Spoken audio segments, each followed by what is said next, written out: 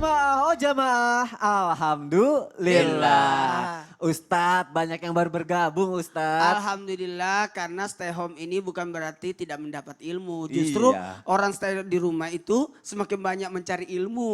Oh, inilah kesempatan juga ya. Kesempatan. Hikmah di balik semua ini. Iya. Masya Allah. Kita lanjut lagi jamaah, siap? Oh siap katanya. Aku mau nanya sama Ustadz Blangkon Loreng. Siap. Ini pertanyaannya agak serem. Ustadz UBL. Oh ya, Ustadz UBL. Iya. Ustadz Blangkon Loreng. Loreng. Ini pertanyaannya agak serem Ustadz. Apa ini?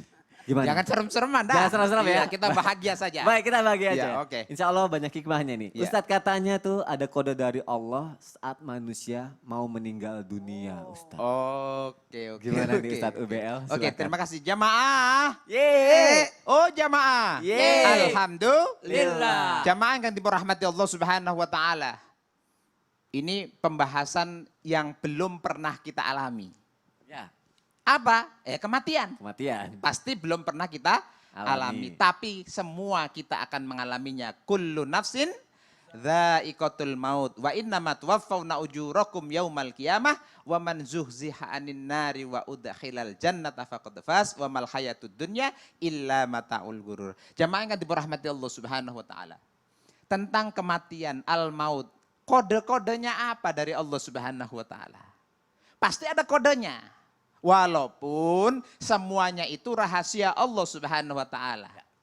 Innallaha 'indahu 'ilmus sa'ah, termasuk kiamat itu hanya Allah yang mengetahuinya, termasuk yunazzilul ghaith yang menurunkan hujan dari langit itu Allah yang mengetahuinya. Wa ma ya'lamu fil arham, apa-apa yang di dalam rahim hanya Allah yang mengetahuinya. Kemudian apa yang kita mau lakukan besok hanya Allah yang mau dan tahu mengetahuinya. Termasuk min ayin bi ayin ardin maut, di mana kita meninggal dunia hanya Allah yang mengetahuinya. Tapi ada tanda yang Allah sudah berikan kode-kode kepada kita. Apa aja tuh Ustadz? Satu. Ya. Satu. Mudah-mudahan tidak ada sama Iya, aku takut soalnya. Walaupun tanda ini tidak langsung mutlak, tapi kita harus siap-siap. Contoh, ketika kita masih remaja, kemudian sekarang ini umur 16, 17, rambut masih hitam, masih ikal, bergelombang, ketika dilihat masih begitu indah. Ketika sudah muncul yang namanya putih-putih, ini tanda. Tanda dari Allah Subhanahu wa taala. Laras napa laras? Belum. Betul apa betul? Belum tahu maksudnya. Putih-putih artinya uban. Oh iya, iya. Maksudnya sudah ada uban. Belum tahu aku belum ngaca lagi. Oh kayaknya. belum ya. Abis ini harus ngaca Kalau nih. sudah ada uban berarti ini tanda-tanda. Aduh. Ya. Kemudian dulu kita gagah, mohon maaf. Ya. Karena kita sebenarnya kita tentara masih umur 20, 30 itu lari macam apa. Tapi ketika kita sudah pensiun taruhlah, sudah umur 50, mau diajak balapan yang namanya shuttle run atau lari 12 menit sekitar 3 kilo, sudah gempor. Ini merupakan tanda dari Allah Subhanahu wa taala. Mungkin lagi tanda dari Allah Subhanahu wa taala, dulu kita punya kulit masih kencang. Sekarang sudah agak keriput sudah kendor. Ini tanda dari Allah Subhanahu wa taala. Mungkin kita dulu pandangan kita 1 kilometer tajam. Melihat apapun tajam. Sekarang barangkali tajamnya hanya hal-hal tertentu saja. Apa itu? Kalau uang biar jauh tajam. Oh enggak, kalau itu tidak saya sebut Ustaz. Ya, tajam. Ini menunjukkan bahwa tanda Allah Subhanahu wa taala, termasuk salah satunya dulu mungkin kita, mohon maaf ini, punya gigi masih rapi. Ketika kita tertawa, orang senantiasa akan, indahnya giginya. Sekarang orang kita punya gigi, bukan rapi lagi, orang tertawa bukan mendekat, tapi orang tertawa malah menjauh. Karena sudah gila. Apa namanya? Ompong. Enggak. Iya, ketakutan. Serem kali ini dia. Ini tanda dari Allah Subhanahu wa taala. Yang perlu kita siapkan jamaah. Yeay. Semangat betul saya pokoknya. Masya Allah. Yang perlu kita siapkan adalah bukan tandanya itu, tapi persiapan untuk menuju Allah Subhanahu wa taala. Masya Allah. Kalau tanda-tandanya barangkali walaupun tandanya begitu belum mati-mati banyak. Ada, sudah beruban, sudah macam-macam yang namanya komplikasi penyakitnya, penyakit jantung, penyakit paru, penyakit macam-macam. Dari mulai macam-macam lah, tapi kok belum mati-mati. Tandanya sudah ada, tapi belum, malaikat maut belum datang. Yang kita siapkan jemaah yang pun rahmati Allah Subhanahu wa taala adalah kita harus menyiapkan bekal kita menuju Allah Subhanahu wa taala. Kanjeng Nabi pernah menyampaikan pesan kepada sahabatnya. Jadidus safina fa innal bahra amikun. Persiapkan kapalmu, sekocimu yang besar karena lautan itu dalam. Artinya perbanyak amal ibadah kepada Allah. Jadi kita Subhanahu wa tidak ta'ala. perlu nunggu tanda-tanda itu datang, tapi kita Iya. harus mempersiapkan Nggak untuk nantinya usah. kelak ya Ustaz ya, dengan amal ibadah itu ya. Betul, Aku mau nanya Ustaz Maulana, tanda-tandanya udah ada belum yang tadi disebutin? Udah ada. Masya Allah. Tapi kalau insya Allah kalau Ustaz Maulana pasti udah siap lah insya Allah amal ibadahnya ya Ustaz ya. Amin. Amin. Kita siap atau tidak siap, harus siap. Harus siap. Siap atau tidak siap, harus siap. Kalau gitu aku mau nanya deh sama Ustaz Maulana. Ya, apa itu? Emang bener Allah suka ngasih kita tanda ketika tengah malam itu maksudnya gimana sih Ustaz? Gini, Bener. dengarin. Ada saat kita makin dekat dengan Allah. Ya. Kapan itu? Kapan di saat kita cuma bisa berdua-duaan dengan Allah. Di saat tengah malam. Makanya orang-orang yang mendapatkan tanda ini senantiasa berkeinginan untuk menjauhi keburukan. Nah makanya siapa yang dapat Lailatul Qadar waktu Ramadan? Gampang. Siapa yang tidak ada keinginan untuk berbuat buruk lagi. Oh. Ketika di malam hari itu sepi, tidak ada orang lihat. Ya. Itu kebanyakan orang lebih mudah untuk melakukan keburukan. Tapi ketika Allah kasih kode kita untuk baik, Allah dekat dengan kita, Allah membuat kita menjauh untuk melakukan keburukan. Makanya di saat tenang itu, di saat malam itulah, di situ Allah menggerakkan kita. Siapa sih yang membangunkan kita tengah malam kalau bukan Allah? Terbangun kita. Astagfirullahaladzim. Terbangun. Kenapa? Kaget ya? saya. Ya. Dan keinginan untuk, kalau bukan saja, ini tahap pertama ya. Keinginan untuk menjauhi keburukan itu tahap pertama. Ya. Kode berikutnya dari Allah di saat tengah malam itu ketika Allah menggerakkan hati kita untuk berbuat kebaikan. Tiba-tiba itu enak bangun, menulis buku, Ya. atau bikin rencana baik, tiba-tiba terinspirasi mau bikin ini ya besok mau bikin ini ya. Bahkan ada tiba-tiba tergerak hatinya untuk pergi berwudu, untuk sholat tengah malam atau buka Quran atau zikir. Ini adalah bahagian daripada kode-kode dari Allah di tengah malam di saat hambanya itu mau didekatkan oleh Allah dengan cara apa? Diberikan keinginan untuk berbuat baik. Satu, keinginan untuk berbuat baik. Ini tahapan yang luar biasa. Ada orang gini. Makanya orang yang bersedekah di awal pagi itu didoakan malaikat. Maka 2 malaikat yang berdoa di pagi hari, 1 yang berdoa supaya diberikan keberkahan daripada hartanya, 1 yang berdoa yang menyempitkan, yang pelit atas mengeluarkan hartanya, kata malaikat sempitkan juga, artinya hancurkan. Hilangkan keberkahannya. Jadi harusnya di pagi hari itu kita ada keinginan berbuat baik. Makanya gini, mohon maaf tanpa menggurui, hanya sekedar mengingatkan bahwa sebenarnya ketika kita bangun sebaiknya sebelum pasti kita baca doa Alhamdulillahillazi ahyana ba'da ma amatan wa ilaihin nusur. Sebaiknya sebelum kaki kita turun ke tempat tidur, dari tempat tidur kita bacalah istighfar minimal 3 kali. Minimal 3 kali. Astagfirullahaladzim ya Allah, astagfirullahaladzim ya Allah, astagfirullahaladzim. Astagfirullahaladzim yang pertama, ampunan kepada Allah supaya kita tidak melakukan keburukan Ya. Atau melanggar aturan Allah. Ya. Yang kedua, pada diri supaya kita tidak menzalimi diri. Yang ketiga, supaya saya tidak berbuat buruk kepada orang lain. Itu yang harus dicamkan. Mohon maaf. Yang ketiga, apalagi? Keinginan Allah gerakkan dia untuk apa? Untuk berbuat baik, bukan hanya pada dirinya.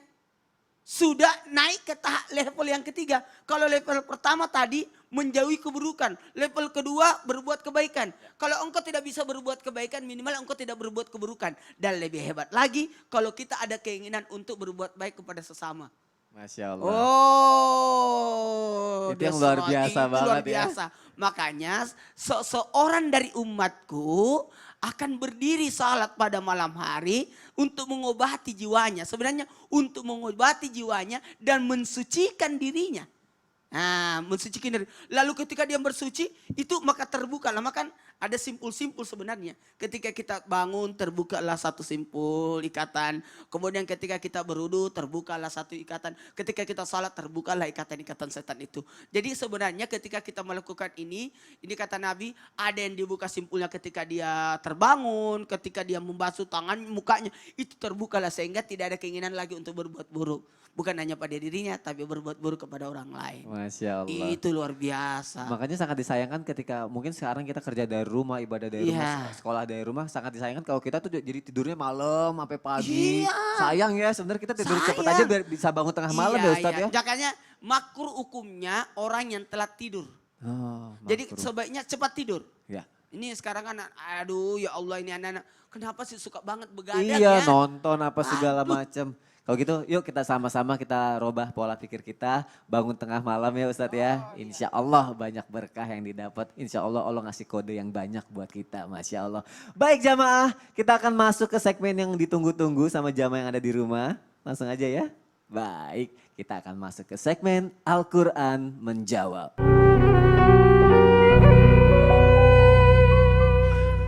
Silakan Ustadz Blangkon Loreng dan Ustadz Syam. Di saat kamu merasa semua ujian dan permintaan pertolongan hanya kepada Allah Subhanahu wa taala, maka semuanya itu kita serahkan kepada Allah dan Al-Qur'an akan menjawabnya.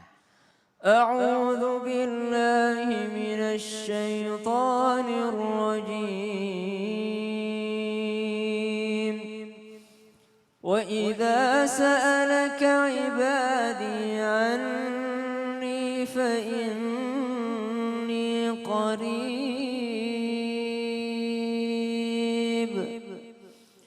أجيب دعوة الداع إذا دعان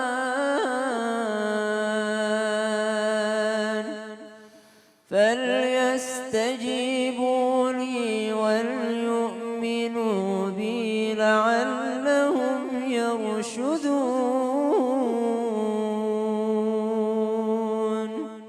Jemaah yang dirahmati Allah Subhanahu wa taala.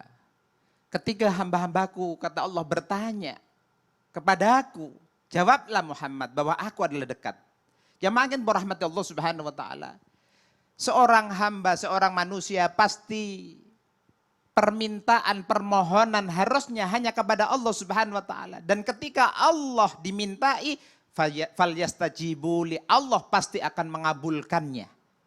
Ketika kita berdoa, hanya kepada Allah lah kita berdoa, hanya bertaat kepada Allah Subhanahu wa taala sehingga kita memperoleh satu kedudukan la'allakum yarsyudun, menjadi orang-orang yang betul-betul di jalan Allah Subhanahu wa taala. Allah Tuhanmu yang menguasai seluruh dunia ini, maka bersyukurlah atas rahmat Allah, maka Allah akan menjawab dalam Al-Qur'an. وإن كانوا من قبل أن ينزل عليهم من قبله أن ينزل عليهم من قبله لمبلسين فانظر إلى آثار رحمة الله كيف يحيي الأرض بعد موتها إن ذلك لمحيي الموتى وهو على كل شيء قدير. Jemaah yang dirahmati Allah Subhanahu wa taala, ketika seseorang mengharapkan, menginginkan turunnya hujan, turunannya rahmat dari Allah Subhanahu wa taala dalam keputusasaan, tapi Allah lah yang menurunkan hujan, Allah lah yang memberikan rahmat, Allah lah yang menurunkan berbagai macam kenikmatan, itu Allah yang memberikannya. Di dalam surat Ar-Rum ayat 49 sampai ayat 50 ini, mereka merasa putus asa, mana rahmat Allah Subhanahu wa taala? Tapi Allah lah yang menurunkan hujan dari langit, menurunkan keberkahan dari langit. Pun pula jamaah yang dirahmati Allah Subhanahu wa taala, ketika hujan diturunkan oleh Allah Subhanahu wa taala, maka menumbuhkan sesuatu yang mati menjadi hidup. Bumi yang awalnya tidak bisa mengeluarkan tetumbuhan, mengeluarkan biji-bijian, mengeluarkan rahmat Allah Subhanahu wa taala, dengan turunnya hujan Allah menurunkan berbagai macam, ada tumbuhan yang bertumbuh. Bahasa Jawa ini pun tukul. Tukul itu tumbuh. Sama halnya ini jamaah, ketika seseorang tidak percaya bahwa besok di hadapan Allah Subhanahu wa taala orang yang meninggal dunia, orang yang mati akan dihidupkan kembali oleh Allah Subhanahu wa taala, sudah diberikan gambaran bahwa Allah mampu menumbuhkan, menghidupkan bumi yang mati, maka Allah pun akan mampu menghidupkan mayat-mayat yang telah mati, hidupkan kembali di hadapan Allah Subhanahu wa taala. Ma'asyiral muslimin jamaah yang dirahmati Allah Subhanahu wa taala. Olehnya itu kita semuanya harus yakin bahwa Allah semuanya zat yang maha kuasa, zat yang maha segala-galanya, memberikan rahmat, memberikan satu nikmat. Bahkan Allah mampu mematikan dan mampu menghidupkan. Jamaah yang dirahmati Allah Subhanahu wa taala, Allah sangat membenci orang-orang yang sombong serta melanggar segala apa yang diperintahkan. Maka Al-Quran akan menjawab. واعبدوا الله ولا تشركوا به شيئا وبالوالدين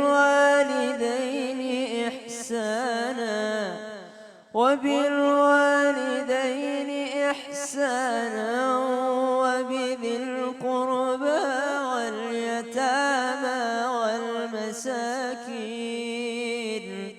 والجار ذي القربى والجار الجنب والصاحب بالجنب وابن السبيل وما ملكت أيمانكم إن الله لا يحب من كان مختالا فخورا.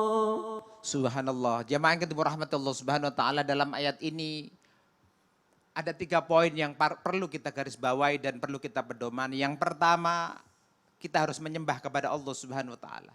Allah Rabbul Jalil saja yang harus kita sembah, yang harus kita beribadah. Kemudian yang kedua, kita diperintahkan Allah Subhanahu wa taala untuk berbuat baik. Kepada siapa? Kepada orang tua kita. Birrul walidain, berbuat baik kepada orang tua. Kalau kita belum mampu berbuat baik, minimal jangan menyakitkan orang tua kita. Kita diperintahkan berbuat baik kepada kerabat. Kita diperintahkan berbuat baik kepada anak yatim. Dan yang ketiga, kita jangan sombong. Kenapa? Karena sombong adalah merupakan sifat dari asyaiton. Dan sombong akan menjerumuskan kita ke dalam api neraka Allah Subhanahu wa taala. Insyaallah, jazakallah khair UBL, jazakallah khair Ustadz Syam. Baik jamaah, akan kita lanjutkan lagi. Dari tadi kita sudah membahas mengenai ketidakpekaan kita terhadap kode yang Allah berikan kepada kita. Dan kita sudah membahas kode-kode apa saja yang Allah berikan kepada kita juga. Nah, ini penting sekali untuk disimak jamaah. Bagaimana cara kita nih agar lebih mudah menerima dan peka terhadap kode-kode yang Allah berikan kepada kita. Silakan Ustadz Syam. Bismillahirrahmanirrahim, menyambung dari tausiah gurunda-gurunda kami bahwasanya Allah sudah memberikan kodenya, Allah sudah memberikan petunjuknya, tinggal bagaimana kita membaca petunjuk tersebut. Maka yang paling pertama caranya adalah agar lebih mudah memahami apa yang Allah inginkan, tentu saja dengan ilmu pengetahuan. Yarfa'illahu alladhina amanu minkum walladhina utul ilma darajat. Allah mengangkat derajatnya orang yang beriman, tapi Allah mengangkat lebih tinggi derajatnya orang yang dengan ilmu dan juga imannya. Karena tidak mungkin kita bisa menangkap apa yang diberikan Allah Subhanahu wa taala kalau tanpa ilmu. Orang yang tanpa ilmu diberikan ujian oleh Allah, dia bilang Allah enggak sayang sama saya. Tapi orang yang berilmu diberikan ujian sama Allah justru merasa Allah sayang sama saya karena Allah akan mengangkat derajat saya.